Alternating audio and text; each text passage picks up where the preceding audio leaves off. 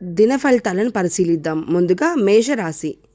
శుభగ్రహాల అనుకూలత బాగా ఎక్కువగా ఉంది. స్థిరాస్తి వివాదాల నుంచి విముక్తి లభిస్తుంది. వ్యాపారాల్లో కొన్ని ఒడిదుడుకుల నుంచి పూర్తిగా బయటపడతారు. వృత్తి జీవితంలో శుభ పరిణామాలు చోటు చేసుకుంటాయి. వ్యాపారాల్లో ఉత్సాహకర వాతావరణం నెలకొంటుంది. ధనపరమైన ప్రయత్నాలన్నీ సత్ఫలితాలను ఇస్తాయి. సంపద బాగా వృద్ధి చెందుతుంది.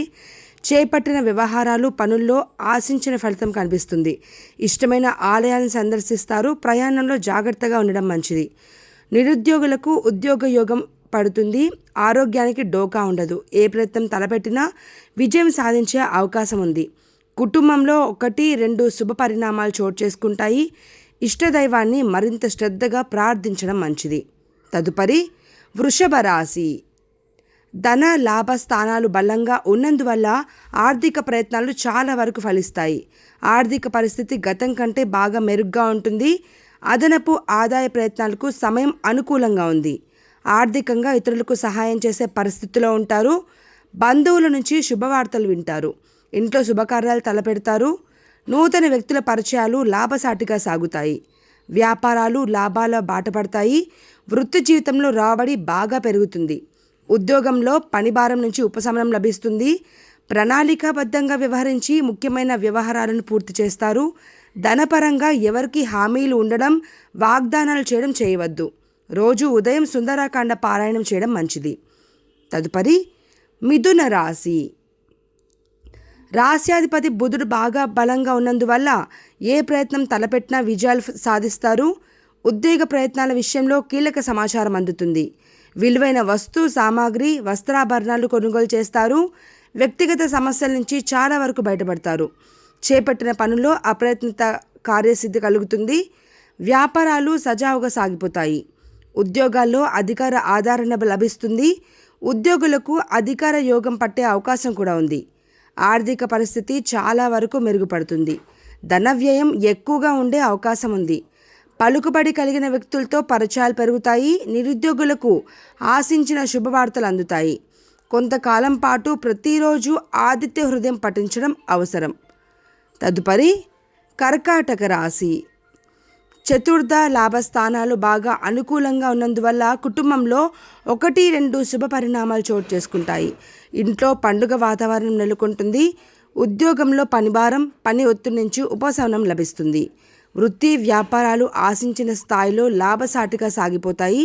ప్రయాణాలు లాభసాటిగా సాగుతాయి. చేపట్టిన వ్యవహారాలు నిదానంగా పూర్తవుతాయి. ఆర్థిక పరిస్థితికి ఇబ్బంది ఏమీ ఉండదు. ఆదాయం పెరిగే అవకాశం ఉంది. ఆర్థిక సమస్యలు చాలా వరకు తగ్గుముఖం పడతాయి. నిరుద్యోగులకు అవకాశాలు ఆఫర్లు పెరుగుతాయి. సోదరులతో ఆస్తి వివాదాలు ఇబ్బంది కలిగిస్తాయి. కుటుంబ సమేతంగా పుణ్యక్షేత్రం దర్శిస్తారు. ఆరోగ్యం మెరుగ్గా ఉంటుంది. శివార్చన చేయించడం వల్ల ప్రయోజనం ఉంటుంది. తదుపరి సింహరాశి. రాశ్యాధిపతి రవి ధనస్థానంలో ఉండడం వల్ల ఆర్థిక పరిస్థితికి దోకా ఉండదు. ఆదాయం పెరిగే అవకాశాలు ఎక్కువగా ఉన్నాయి. అనుకోని మార్గాల నుంచి ఆదాయం లభిస్తుంది. చేపట్టిన పనుల్లో ప్రతిబంధకాలు తొలగిపోతాయి. అనారోగ్య సమస్యల నుంచి ఉపశమనం లభిస్తుంది. ఉద్యోగంలో సానుకూల మార్పులు చోటు చేసుకుంటాయి. వృత్తి వ్యాపారాల్లో తక్కువ శ్రమతో ఎక్కువ లాభం పొందుతారు. నిరుద్యోగులకు మెరుగైన అవకాశాలు అందిస్తాయి. ఆర్థిక సమస్యల నుంచి కొద్దిగా బయటపడతారు. ప్రయాణాల వల్ల లాభం ఉంటుంది. బంధువులతో అకారణ మాట పట్టింపులుంటాయి. 1-2 వ్యక్తిగత సమస్యలను సమయస్ఫూర్తితో పరిష్కరించుకుంటారు. ఆర్థిక పరిస్థితి సంతృప్తికరంగా సాగుతుంది. రోజు ఉదయం సుబ్రహ్మణ్యాష్టకం పఠించడం మంచిది. తదుపరి కన్యా రాశి. ధన భాగ్య స్థానాలు బాగా బలంగా ఉన్నందువల్ల ఆర్థిక పరిస్థితి ఉన్నత స్థాయిలో ఉంటుంది. అనేక విధాలుగా ఆదాయం పెరుగుతుంది. ఆస్తులు కొనే అవకాశం ఉంది. కుటుంబంలో సుఖ సంతోషాలు వెల్లివిరుస్తాయి. మాటకి విలువ పెరుగుతుంది. వ్యాపారాల్లో ఆశించిన పురోగతి సాధిస్తారు. ఉద్యోగంలో స్థిరత్వం ఏర్పడుతుంది. అదనపు బాధ్యతలు ఉన్నప్పటికీ అంచనాలు అందుకుంటారు. వృత్తి జీవితం బిజీగా సాగిపోతుంది. నిరుద్యోగులకు శుభవార్తలు అందుతాయి. ఉన్నత స్థాయి వ్యక్తులతో పరిచయాలు మెరుగవుతాయి. పెళ్లి ప్రయత్నాలు ఒక కొలిక్కి వస్తాయి. ఆరోగ్యం చాలా వరకు అనుకూలంగా ఉంటుంది. పిల్లలు చదువుల్లో ఘన విజయాలు సాధిస్తారు. సొంత ఇంటి ప్రయత్నాలు ముందుకు సాగుతాయి. సుందరకాండ పారాయణం చాలా మంచిది. తదుపరి తులారాశి. రాశ్యాధిపతి శుక్రుడు ఇదే రాశిలో సంచారం చేస్తున్నందువల్ల సర్వత్రా ప్రభావం పెరిగే అవకాశం ఉంది. వ్యక్తిగత సమస్యల నుంచి చాలా వరకు బయటపడతారు. ఆరోగ్యం కూడా బాగా కుదుటపడుతుంది. సమాజంలో ప్రముఖులతో పరిచయాలు వృద్ధి చెందుతాయి. విలాస జీవితం అలవడుతుంది. సుఖ సంతోషాల మీద బాగా ఖర్చు చేయడం జరుగుతుంది. కుటుంబ సభ్యులతో దైవ దర్శనాలు చేసుకుంటారు. దాదాపు ప్రతి వ్యవహారము లాభదాయకంగా కొనసాగుతుంది. ఆకస్మిక ధనలాభాలు అందుతాయి. వృత్తి ఉద్యోగాల్లో శ్రమకు మించిన ఫలితాలు పొందుతారు. వ్యాపారాలు మరింత లాభసాటిగా సాగుతాయి. ఆస్తి వివాదం ఒకటి అప్రయత్నంగా పరిష్కారం అవుతుంది. నరసింహస్వామి స్తోత్ర పఠనం వల్ల మనసులోని కోరికలు నెరవేరుతాయి. తదుపరి వృశ్చిక రాశి. సప్తమ స్థానంలో ఉన్న గురువు వల్ల ఆదాయం పెరగడం, ఆర్థిక సమస్యలు చాలా వరకు పరిష్కారం కావడం వంటివి జరుగుతాయి. ఇంట బయట బాధ్యతలు పెరిగినా సమర్థవంతంగా వాటిని పూర్తి చేస్తారు. కుటుంబ సభ్యులతో సరదాగా కాలక్షేపం చేస్తారు. ముఖ్యమైన పనులు వ్యవహారాలు శ్రమతో కానీ పూర్తి కావు. ఆకస్మిక ప్రయాణ సూచనలున్నాయి. అదనపు ఆదాయ ప్రయత్నాల వల్ల కొద్దిగా మానసిక ఒత్తిడి ఉంటుంది. వృత్తి వ్యాపారాలు ఉత్సాహవంతంగా సాగిపోతాయి. ఉద్యోగ జీవితంలో కొద్దిగా ప్రాధాన్యం పెరుగుతుంది. ఇతరుల వ్యవహారాల్లో జోక్యం చేసుకోకపోవడం మంచిది.